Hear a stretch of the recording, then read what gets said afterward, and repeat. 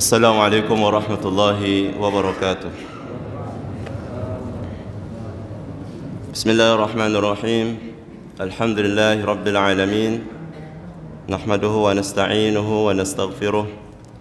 Wa na'udzu billahi min shururi anfusina wa sayyiati a'malina. May yahdihillahu fala mudilla lahu wa may yudlil fala hadiya lahu. Asyhadu an la ilaha illallah wahdahu la syarika lahu wa asyhadu anna Muhammadan abduhu wa rasuluh. Allahumma salli wa sallim wa barik ala nabiyyina wa syafi'ina Muhammadin wa ala alihi wa ashabihi wa man tabi'ahum bi ihsanin ila yaumiddin. Amma ba'd. Qala Allah Ta'ala: Ya ayyuhalladzina amanu taqullaha haqqa tuqatih wa la tamutunna illa wa antum muslimun. Hadirin Bapak Ibu, para jamaah salat subuh Masjid Al-Muhajirin yang senantiasa dimuliakan Allah Subhanahu wa taala. Alhamdulillah, kembali kita bersyukur kepada Allah Subhanahu wa taala. Allah Subhanahu wa taala kembali memberikan kesempatan, kesehatan kepada kita sekalian dan juga taufiknya sehingga kita dimudahkan untuk melaksanakan salat subuh berjamaah pada subuh hari ini, Ahad tanggal 8 November 2020. Kita berdoa kepada Allah Subhanahu wa taala semoga salat yang barusan kita tunaikan dan semua ibadah yang kita laksanakan pada hari-hari yang lalu diterima oleh Allah Subhanahu wa taala dan menjadi pemberat timbangan amal saleh kita kelak pada hari kiamat. Amin ya rabbal alamin. Hadirin salat subuh yang dimuliakan Allah Subhanahu wa taala, pada kesempatan ini kita akan membicarakan mengenai kewajiban seorang muslim untuk menjaga kehormatan Rasulullah sallallahu alaihi wasallam. Allah Subhanahu wa taala berfirman di dalam surah At-Taubah ayat 24. A'udzu billahi minasyaitonir rajim. Qul in kana aba'ukum wa abna'ukum wa ikhwanukum wa azwajukum wa 'ashiratukum wa amwalun iqtaraftumuha wa tijaratun takhshawna kasadaha wa masakin tardawnaha ahabba ilaykum minallahi wa rasulihi wa jihadin fi sabilihi fatarabbasu hatta ya'tiyallahu bi amrihi wallahu la yahdil qaumal fasiqin. Katakanlah wahai Muhammad, sekiranya ayah kalian, anak-anak kalian, saudara-saudara kalian, istri-istri kalian, keluarga kalian, harta yang kalian upayakan, perniagaan yang kalian khawatirkan kerugiannya, tempat-tempat tinggal kalian yang kalian cintai, semua itu bila lebih kalian cintai daripada mencintai Allah, Rasulnya dan berjihad di jalannya, maka tunggulah sampai Allah Subhanahu wa taala mendatangkan kepada kalian urusannya dan Allah tidak memberikan petunjuk kepada kaum yang fasik. Kemudian juga di dalam hadis yang diriwayatkan oleh Imam Bukhari dan Imam Muslim dari sahabat Anas radhiyallahu anhu, Rasulullah sallallahu alaihi wasallam bersabda, La yu'minu ahadukum hatta akuna ahabba ilaihi min waladihi wa walidihi wan nasi ajma'in. Tidak sempurna iman salah seorang dari kalian sampai aku lebih dia cintai daripada mencintai dirinya, mencintai anaknya, mencintai orang tuanya dan mencintai semua manusia.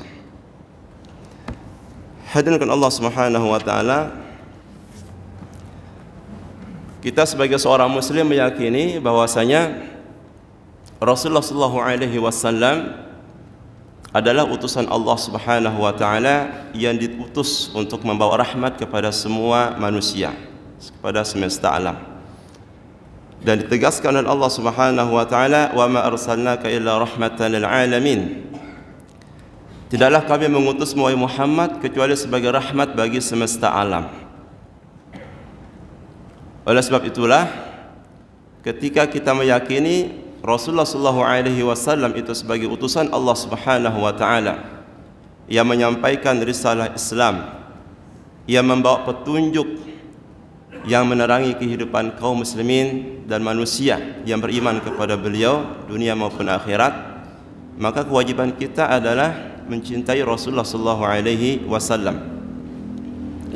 Dan cinta kepada Rasulullah sallallahu alaihi wasallam merupakan bukti dari kesempurnaan imannya seorang muslim. Jadi bukanlah mencintai Rasulullah sallallahu alaihi wasallam itu sama seperti kita mencintai selain beliau, seperti kita mencintai orang tua kita, atau mencintai anak kita sendiri, atau saudara kita, keluarga kita, sahabat kita, tetangga dan sebagainya. Akan tetapi meskipun tidak sama kecintaan kita antara cinta kita dengan Rasulullah SAW dengan kecintaan yang kita berikan kepada selain beliau, orang tua, anak kita, saudara kita, keluarga kita, kerabat kita dan sebagainya. Namun bukan berarti kecintaan kita kepada keluarga kita itu tidak bermakna apa-apa.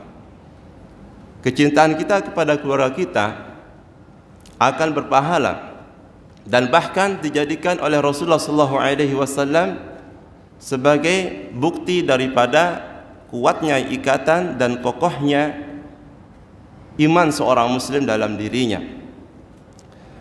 Dalam hal ini Rasulullah SAW menyebutkan dalam hadisnya yang diriwayatkan oleh Imam Bukhari dan Imam Muslim dari Anas bin Malik radhiyallahu anhu, beliau pernah mengatakan, "Salatun man kunna fihi wajada halawatal iman."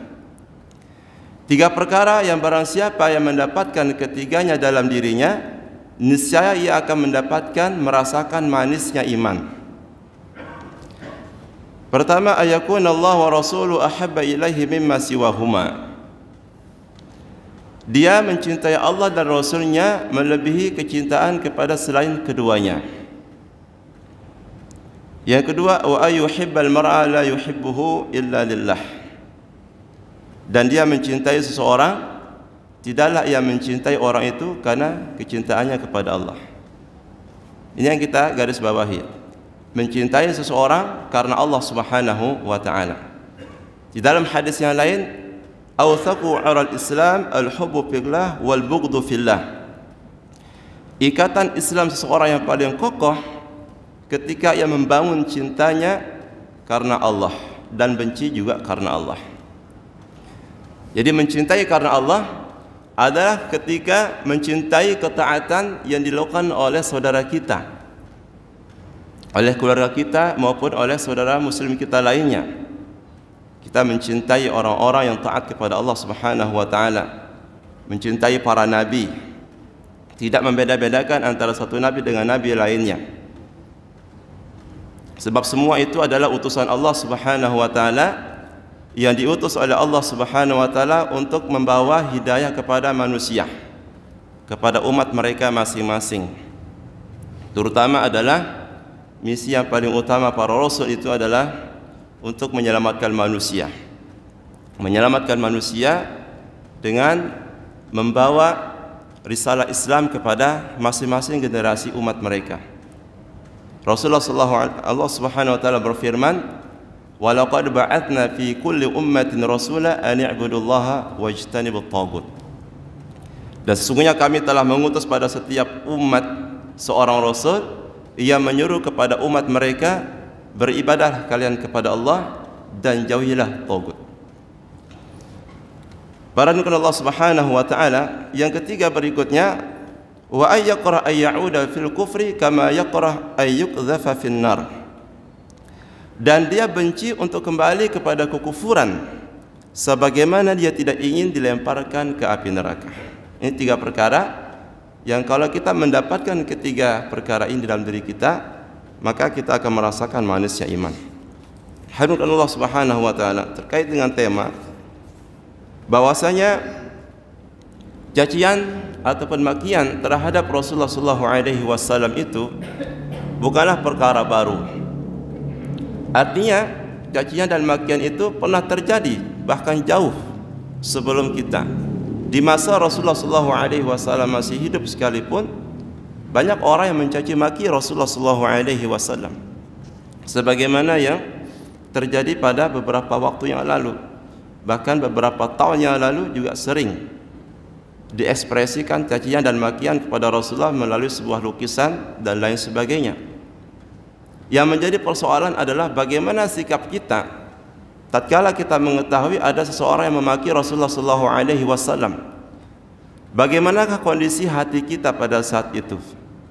Bagaimanakah jiwa kita? Apakah hati kita terpanggil untuk membela kehormatan Rasulullah SAW dan kedudukan beliau yang mulia di dalam hati kita ketika kita mendengar atau mengetahui melalui berita dan informasi bahwasanya Rasulullah SAW itu dimaki? Itu yang paling penting. Sebab berdasarkan kepada hadis yang tadi, bahwa bukti kesempurnaan imannya seorang muslim ketika dia mengutamakan cintanya kepada Rasulullah SAW. Kalau kita bayangkan, bila ada seseorang yang mungkin mengejek saudara kita atau menghina keluarga kita dengan suatu sebutan dan lain sebagainya, maka secara manusiawi dan fitrah dan kodrat kita sebagai manusia yang menjaga kehormatan, menjaga nama baik dan kedudukan kita dan keluarga kita dari orang lain, tentu kita akan marah. Tentu kita tidak akan menerima hal itu terjadi pada diri kita. Akan tetapi ketahuilah hadirin Allah Subhanahu wa taala bahwa kewajiban kita untuk membela kehormatan Nabi sallallahu alaihi wasallam, untuk tidak menerima atau membenci makian dan cacian terhadap beliau, itu jauh lebih wajib, jauh lebih berhak untuk kita berikan kepada Rasulullah SAW daripada membela keluarga kita pada saat mendapatkan cacian dan makian orang lain. Karena berdasarkan kepada hadis yang tadi, bahwasanya Rasulullah SAW mengatakan tidak akan sempurna imannya seorang muslim sampai ia mendahului cintanya kepada Rasulullah SAW daripada kecintaan kepada keluarga sendiri. Sedangkan tidak ada satupun manusia yang dilahirkan oleh kedua orang tuanya, dilahirkan oleh ibunya, kemudian hidup bersama-sama bersama saudara-saudaranya, saling menyayangi. Orang tua sayang kepada anaknya, demikian pula sebaliknya, anak hormat dan mengagungkan orang tua yang melahirkan dan membesarkannya. Melainkan kita semua manusia itu akan cinta kepada keluarga kita sendiri. Akan tetapi cinta kepada keluarga kita, kepada orang tua, kepada anak, kepada kerabat, itu merupakan cinta fitrah, cinta yang memang sudah ditanamkan Allah Subhanahu wa taala. Namun kecintaan manusia, kecintaan orang beriman kepada Rasulullah SAW itu perlu untuk dilatih, perlu untuk diasah, untuk ditumbuh kembangkan, sehingga tidak bisa timbul dengan sendirinya tanpa ada upaya dari kita untuk menumbuhkan rasa cinta dalam diri kita kepada Rasulullah SAW. Seperti di antara pendekatan dan upaya yang bisa kita laksanakan agar kecintaan dalam hati kita kepada Rasulullah SAW itu bisa tumbuh dan bisa berkembang adalah dengan mempelajari sirah Rasulullah SAW, mempelajari sejarah kehidupan Nabi SAW, menghayati betapa Rasulullah SAW itu adalah manusia yang paling berjasa dalam kehidupan manusia. Bagaimana tidak kita mencintai Rasulullah SAW, sementara keimanan keislaman, Islam yang hari ini menjadi naungan bagi kita semuanya, itu dibawa oleh Rasulullah SAW kepada kita semuanya. Seandainya misalnya Allah Subhanahu wa taala tidak menutup para nabi dengan risalah yang disampaikan Rasulullah SAW, maka kita tidak mengetahui dalam keadaan apa kita hari ini, pada agama apa kita akan bernaung pada hari ini. Mungkin kita tidak bisa berkumpul di masjid bersama-sama, sholat berjamaah bersama-sama, atau saling membantu dalam kebaikan dan ketakwaan bersama-sama. Tetapi inilah nikmat yang paling agung. Bahkan para ulama menyebutkan nikmat yang paling agung adalah nikmat iman dan Islam. Nikmat ketika Rasulullah SAW diutus. Umar bin Khattab radhiyallahu anhu pernah mengatakan, "A'azzana Allah bil Islam, fa idza taraknahu adzallana Allah." Kami adalah satu kaum yang dimuliakan Allah, yang diangkat derajatnya oleh Allah dengan kedatangan Islam yang dibawa oleh Rasulullah SAW. Apabila kita meninggalkan Islam, kata Umar bin Khattab, maka pada saat itulah kita akan dihinakan Allah Subhanahu wa taala. Dalam sejarah pun juga membuktikan betapa masyarakat Mekah, masyarakat notabene-nya adalah masyarakat jahiliyah sebelum kedatangan Nabi sallallahu alaihi wasallam, berada dalam satu kehidupan sosial yang sangat gelap gulita. Sampai Allah Subhanahu wa taala membahasakan keadaan masyarakat jahiliyah itu dengan zulumat, kegelapan demi kegelapan. Sebagaimana firman Allah Subhanahu wa taala, Allah waliyul ladzina amanu yukhrijuhum minadh dhulumati ilan nur. Allah adalah pelindung orang-orang beriman, mengeluarkan mereka dari kegelapan-kegelapan menuju satu cahaya, yaitu Islam dan iman yang dibawa oleh Rasulullah SAW. Dari kegelapan-kegelapan, karena kegelapan pada zaman jahiliyah itu bukan satu kegelapan, bukan saja tersebarnya kesyirikan, tidak hanya menyembah berhala, Tuhan-Tuhan yang menjadi sesembahan masyarakat jahiliyah pada saat itu, yang merupakan kegelapan yang paling besar. Sehingga tatkala kesyirikan itu berhasil dihilangkan, dilenyapkan, berganti dengan tauhid, maka itu merupakan cahaya yang paling terang benderang. Namun juga ada kegelapan-kegelapan lainnya, di mana riba misalnya tersebar menjadi satu sistem ekonomi yang begitu mengakar di tengah masyarakat Mekah, sehingga yang kaya makin kaya, yang miskin makin miskin. Ya. Kemudian juga perbuatan-perbuatan asusila. Kemudian juga pertumpahan darah, perbudakan dan sebagainya. Kegelapan yang luar biasa.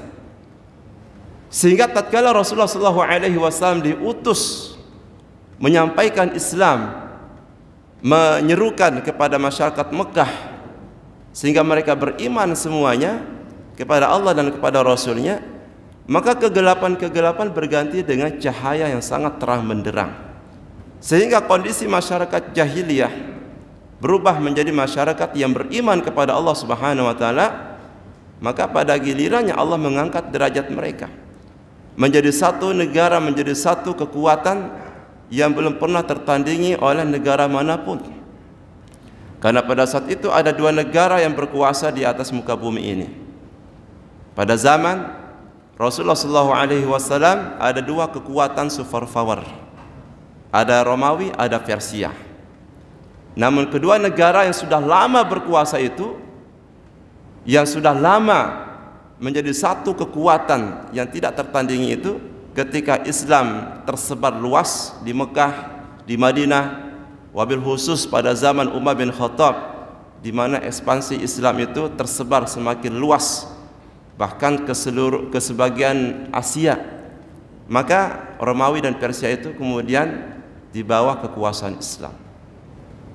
Inilah kemudian yang menjadi bukti bahwa betapa kita harus mencintai Rasulullah dengan cara menumbuhkan cinta itu dengan mempelajari atau menghayati apa yang dilakukan oleh Rasulullah SAW yang diberikan kepada kita oleh beliau.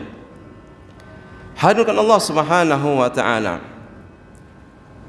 Dahulu juga sama, Bani Israel bahkan tidak hanya memaki-maki Rasulullah SAW, tidak hanya memaki para nabi mereka dan utusan mereka, tetapi juga mereka bahkan sampai membunuh para utusan yang Allah utus. Apabila kemudian Bani Israel itu juga menjadi satu bangsa yang banyak utusannya. Allah Subhanahu wa taala banyak mengambil dari putra-putra terbaik mereka yang menjadi utusan. Sebagaimana firman Allah Subhanahu wa taala, "Wa yaqtuluna an-nabiyyina bighairil haqq." Dan mereka itu membunuh para nabi mereka tanpa alasan yang dibenarkan. Maka kemudian di zaman Nabi sallallahu alaihi wasallam juga terjadi upaya untuk membunuh Rasulullah sallallahu alaihi wasallam yang dilakukan oleh para pemuka Quraisy, orang-orang yang terhormat dari kalangan orang-orang Mekah, yang ditokohkan oleh Abu Jahal, Abu Lahab dan sebagainya. Ya. Bahkan kemudian di Madinah juga ada upaya untuk melakukan pembunuhan kepada beliau. Kalau kita melihat di dalam sejarah, bagaimana seringkali para sahabat itu, bahkan Umar bin Khattab radhiyallahu anhu itu, setiap kali ada yang menentang perintah Rasulullah sallallahu alaihi wasallam atau tidak menerima keputusan beliau terhadap suatu perkara, itu Umar bin Khattab sering minta izin kepada Rasulullah untuk apa kira-kira? Untuk memisahkan kepala orang itu dari tubuhnya. Ini menandakan bahwasanya kecintaan para sahabat secara umum kepada Nabi sallallahu alaihi wasallam itu tidak perlu lagi diragukan. Hanya menjadi persoalannya adalah bagaimana kita mengambil pelajaran tentang agungnya cinta para sahabat kepada Nabi sallallahu alaihi wasallam, sehingga yang diharapkan juga sama, muncul dalam diri kita keagungan, penghormatan dan kecintaan kita kepada Rasulullah sallallahu alaihi wasallam. Umar radhiyallahu anhu sendiri pun pernah di hadapan Nabi sallallahu alaihi wasallam menyatakan kecintaannya kepada Rasulullah sallallahu alaihi wasallam. Beliau pernah mengatakan, "Ya Rasulullah, la anta ahabbun nas ilayya illa min nafsi." Ya Rasulullah, engkau adalah orang yang paling kucintai, tetapi aku lebih mencintai diriku sendiri daripada dirimu. Artinya Umar bin Khattab radhiyallahu anhu ini betul-betul lebih mencintai Rasulullah daripada beliau mencintai orang tuanya, mencintai anak-anaknya. Ya. Tetapi terhadap dirinya sendiri beliau masih mencintai dirinya. Maka pada saat itu Rasulullah SAW mengatakan, "La ya Umar, tidak demikian cinta yang dibangun di atas iman itu wahai Umar." Artinya Rasulullah SAW menolak kecintaan yang seperti ini. Sampai kata Rasulullah SAW, "Hatta akuna ahabba ila nafsik." Sampai engkau wahai Umar lebih engkau mencintai aku daripada dirimu sendiri. Maka saat itu Umar radhiyallahu anhu merubah ya pernyataannya dan mengatakan, "Ya Rasulullah, la anta ahabbun nas ilayya hatta min nafsi." Ya Rasulullah, mulai sekarang engkau menjadi manusia yang paling kucintai melebihi diriku sendiri. Lalu saat itu Rasulullah mengatakan, "Al-an ya Umar, sekaranglah bukti keimanan yang benar itu wahai Umar." Ini bisa menjadi pelajaran bahwasanya apabila di dalam diri kita terdapat kecintaan kepada keluarga kita, kepada anak kita melebihi kecintaan yang seharusnya kita utamakan kepada Rasulullah SAW, maka kecintaan seperti ini tidak dibangun, tidak dilandaskan di atas cinta yang benar, karena menunjukkan kurang sempurna iman kita sebagai seorang muslim. Kemudian hadirin Allah Subhanahu wa taala, kita juga mungkin pernah mendengar sebuah hadis Rasulullah SAW yang menyebutkan, "Sibabul muslim fusuqun wa qitaluhu kufrun." Bahwasanya memaki-maki seorang muslim itu akan menyebabkan kefasikan kepada pelakunya, sementara membunuh seorang muslim itu akan menyebabkan pelakunya menjadi kufur kepada Allah Subhanahu wa taala. Jadi kita bisa membandingkan, kalau saja makian kepada seorang muslim menyebabkan pelakunya menjadi fasik, ini satu tingkat dosanya di bawah kekufuran. Maka bagaimana apabila makian itu ditujukan kepada Rasulullah SAW? Oleh sebab itu di dalam sebuah kitab yang berjudul as-saribul maslul ala syatimi rasul, yang artinya pedang terhunus untuk pencaci maki Rasul. Ditulis oleh Syekhul Islam Ibn Taimiyah rahimahullah ta'ala. Di dalam kitab ini kita juga bisa menebak ya, judul kitab ini pun juga sudah cukup mengerikan. Pedang yang terhunus untuk mencaci Rasulullah sallallahu alaihi wasallam. Di dalam kitab tersebut Ibn Taimiyah mengatakan sepakat ya, ittafaqa a'immatul madzahibil arba'ah ala annahu yajibu qatlu syatimin nabiy sallallahu alaihi wasallam kainan man kana. Sepakat ulama 4 mazhab menyatakan bahwasanya wajib membunuh siapapun yang mencaci maki Nabi sallallahu alaihi wasallam, muslimkah dia ataupun tidak. Mungkin muncul sebuah pertanyaan, apa dalil wajibnya membunuh seorang non muslim yang memaki Nabi sallallahu alaihi wasallam? Yang pertama, tentu pelaksanaan hukuman terhadap non muslim yang mencaci maki Nabi sallallahu alaihi wasallam itu dikembalikan kepada ulil amri. Dalam ini adalah kepala negara. Karena Rasulullah sallallahu alaihi wasallam pada saat beliau masih hidup menjadi kepala negara, menjadi penguasa, sehingga semua keputusan itu tidak bisa diambil masing-masing para sahabat. Mereka mengembalikannya kepada Rasulullah sallallahu alaihi wasallam. Karena itu merupakan firman Allah Subhanahu wa taala, fa in tanaza'tum fi syai'in farudduhu ila Allah wa rasulih in kuntum tu'minuna billahi wa rasulih. Kalau kalian berselisih dalam satu perkara, maka kembalikanlah keputusan terhadap perkara itu kepada Allah dan Rasulnya. Jadi para sahabat ketika mereka kebingungan di dalam mengambil suatu keputusan dalam sebuah kasus, mereka tidak mengambil masing-masing kebijakan, tetapi mereka mengembalikan terhadap keputusan Rasulullah SAW. Bagaimana nanti Rasulullah akan memutuskan perkara ini? Oleh sebab itulah di dalam kasus ini ya, terjadi di mana di kota Madinah itu ada seorang Yahudi, tokoh Yahudi yang terpandang, yang kaya raya, dan bahkan dia mempunyai benteng pertahanan yang bernama Ka'ab bin Ashraf. Ka'ab bin Ashraf ini dikenal sebagai seorang Yahudi yang juga banyak memiliki daya tarik pada para wanita, pada bungasnya gitu ya.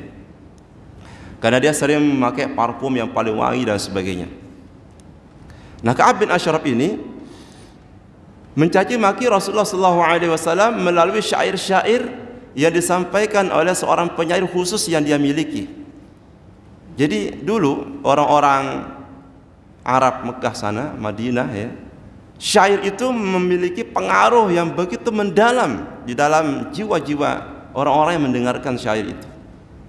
Oleh sebab itu Rasulullah sendiri itu memiliki 2 orang penyair, Hasan bin Thabit dan Abdullah bin Rawahah.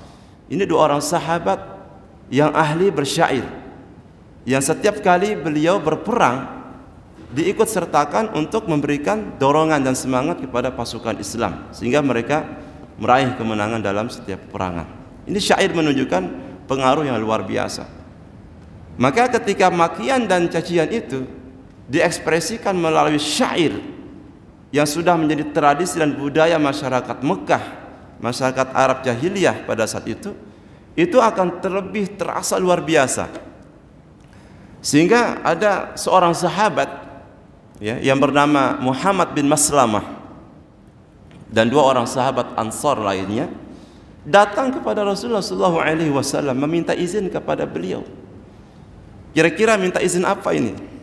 Ya. Apakah minta izin makan, minum? Tentu tidak. Minta izin untuk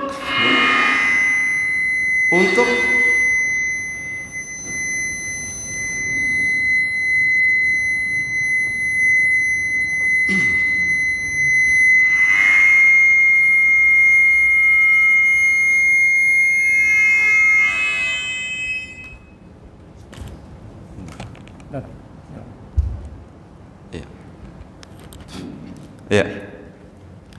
Jadi Muhammad bin Maslamah ini minta izin datang kepada Rasulullah SAW untuk melakukan satu rekayasa rencana pembunuhan terhadap Ka'ab bin Ashraf. Maka Rasulullah SAW mengizinkan kepada Muhammad bin Maslamah untuk menghabisi Ka'ab bin Ashraf yang seringkali mencaci maki Nabi SAW melalui seorang penyair yang dia miliki. Ya. Sedangkan hadirin Allah Subhanahu wa taala, antara Muhammad bin Maslamah dengan Ka'ab bin Ashraf ini sudah lama menjalin persahabatan. Jauh sebelum Muhammad bin Maslamah ini menjadi seorang muslim, itu sudah bersahabat, sudah berteman baik dengan Ka'ab bin Ashraf si Yahudi itu. Sebelum Rasulullah SAW hijrah ke Madinah. Akan tetapi luar biasanya para sahabat, bagaimana keimanan yang Allah berikan kepada para sahabat itu tidak menghalangi mereka untuk memusuhi keluarga mereka sendiri, sahabat mereka sendiri, karena menentang Allah dan Rasulnya. Nah, kalau sebagian dari kita atau manusia zaman sekarang ini masih lebih mengutamakan saudaranya atau barangkali keluarganya atau kerabatnya yang masih menjadi seorang non-muslim ketimbang dia memberikan penghormatan, kecintaan kepada saudara muslimnya. Padahal yang dituntut dalam agama kita seharusnya kita mengutamakan kecintaan kita kepada saudara kita muslim daripada non-muslim, meskipun kerabat, meskipun keluarga, satu darah, satu keluarga. Karena Allah Subhanahu wa taala mengatakan di dalam surah Al-Mujadilah ayat 22, la tajidu qauman yu'minuna billahi wal yawmil akhir yuwadduna man haddallaha wa rasulahu walau kanu aba'ahum aw abna'ahum aw ikhwanahum aw ashiratahum. Kamu tidak akan mendapati suatu kaum yang beriman kepada Allah dan hari akhir, mereka berkasih sayang kepada orang-orang yang memusuhi dan menentang Allah dan Rasulnya, meskipun mereka adalah ayah mereka sendiri, anak mereka sendiri, saudara mereka sendiri, kerabat keluarga mereka sendiri. Ayat ini menggambarkan tentang ketinggian keimanan para sahabat, bukti keimanan yang benar, ya, puncak daripada keimanan para sahabat kepada Rasulullah sallallahu alaihi wasallam. Ya, mereka kita lihat misalkan di dalam sejarah bagaimana seorang Umar bin Khattab radhiyallahu anhu dalam perang Badar. Kemudian juga ada Mus'ab bin Umair, ada Abu Bakar radhiyallahu anhu. Itu ketika dalam perang Badar, masing-masing sahabat-sahabat tadi dan juga ada beberapa sahabat lainnya itu mencari keluarganya dalam perang Badar yang belum masuk Islam atau yang masih dalam kondisi kafir atau musyrik pada saat itu untuk dibunuh oleh para sahabat ini. Ya, itu luar biasa. Gambaran tentang puncak keimanan para sahabat. Nah, hadirin Allah Subhanahu wa taala, maka kemudian Ka'ab bin Ashraf ini pun diajak oleh sahabatnya, sahabat di masa jahiliyah itu, yaitu Muhammad bin Maslamah, untuk mengadakan satu jamuan. Ya, pada akhir kisah ini akhirnya apa? Muhammad bin Maslamah berhasil mengeksekusi habis daripada Ka'ab bin Ashraf. Dia mati di tangan Ka'ab bin Ashraf, di tangan sahabat sendiri. Tapi yang perlu kita garis bawahi di sini adalah bagaimana kita, sikap kita atau kondisi hati kita, jiwa kita pada saat mendengar ada orang yang mencaci maki Nabi sallallahu alaihi wasallam. Maka tentu setidak-tidaknya kita yang tidak memegang kebijakan, kita yang bukan orang yang memiliki kewenangan untuk menghukum atau menjatuhkan hukuman sanksi kepada pelaku yang mencaci maki Nabi sallallahu alaihi wasallam, setidaknya dalam hati kita memiliki rasa yang benci kepada orang yang mencaci maki Nabi sallallahu alaihi wasallam. Karena kalau kita kemudian mengambil tindakan masing-masing, tentu kita khawatir akan terjadi sesuatu yang bertentangan dengan agama Islam. Ya. Misalnya kita menentang keputusan ulil amri. Misalnya ulil amri mengatakan boikot terhadap produk-produk misalnya. Lalu kalau masing-masing muslim di sana misalkan melakukan sesuatu yang lebih daripada itu, ya kan? Maka akan bertentangan dengan kemaslahatan ajaran Islam. Sementara Allah Subhanahu wa taala berfirman, wa atiullaha wa atiur rasul wa ulil amri minkum.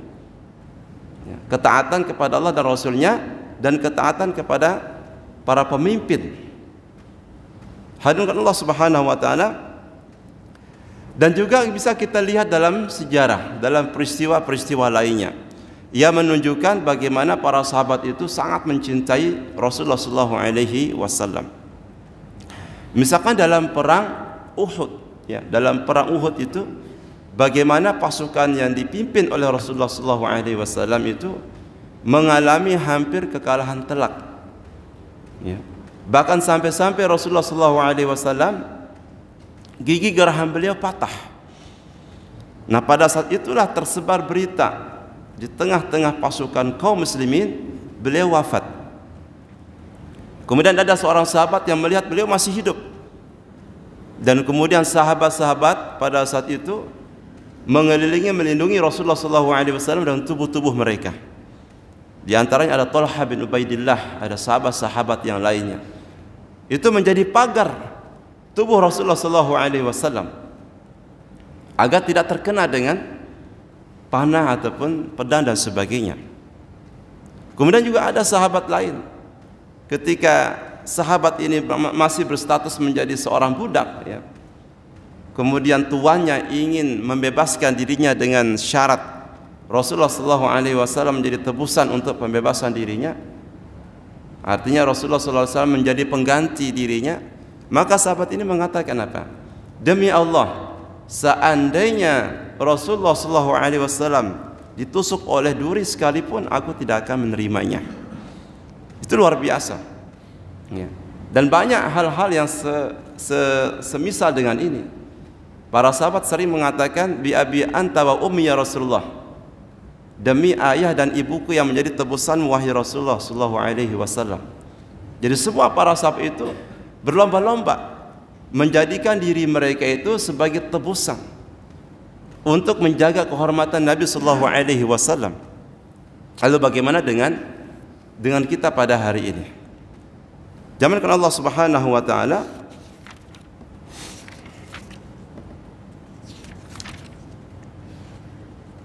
di dalam sebuah hadis Rasulullah SAW mensyaratkan kepada kita, seorang muslim akan mendapatkan dan akan merasakan manisnya iman manakala ia mencintai Allah, mencintai seseorang karena Allah, membenci seseorang karena Allah, dan juga memberikan loyalitasnya karena Allah, memusuhi karena Allah Subhanahu wa taala. Hadis ini diriwayatkan oleh Ibnu Jarir. Man ahabba fillah wa abghadha fillah wa wala fillah wa aada fillah fa innama tunalu walayatullah bidzalik wa la yajid 'abdun ta'mal iman wa in kathurat salatuhu wa shawmuhu hatta yakuna kadzalik wa qad sarat ammatu mu'akhatin nas ala amri dunya wa dzalika la yujdi ala ahlihi syai'a. Ini hadis menjadi satu pelajaran yang patut untuk kita renungkan bersama. Beliau mengatakan, seorang hamba tidak akan pernah merasakan manisnya iman meskipun sholatnya banyak, puasanya banyak, sampai ia mencintai seseorang karena Allah, membenci seseorang karena Allah, dan juga memberikan loyalitasnya kepada sama muslim, dan juga memusuhi karena Allah Subhanahu wa taala. Dan sebagian besar manusia telah membangun rasa persaudaraan mereka di atas perkara dunia ini.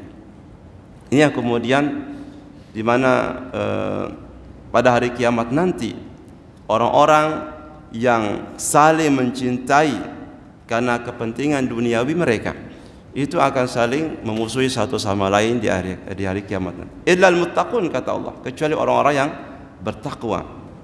Nah, di antara makna ketakwaan itu sesuai dengan apa yang sedang kita bicarakan pada pagi hari ini adalah kita mendahulukan dan juga mengutamakan kecintaan kita kepada Allah Rasulnya daripada kecintaan terhadap diri kita, keluarga kita, dan orang tua kita.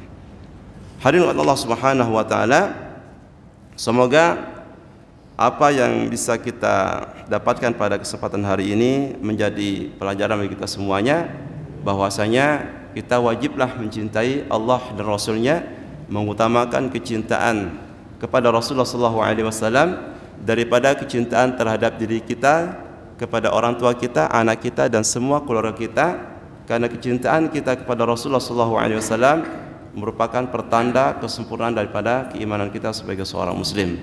Subhanakallahumma wa bihamdika asyhadu an la ilaha illa anta astaghfiruka wa atubu ilaika. Wassalamualaikum warahmatullahi wabarakatuh.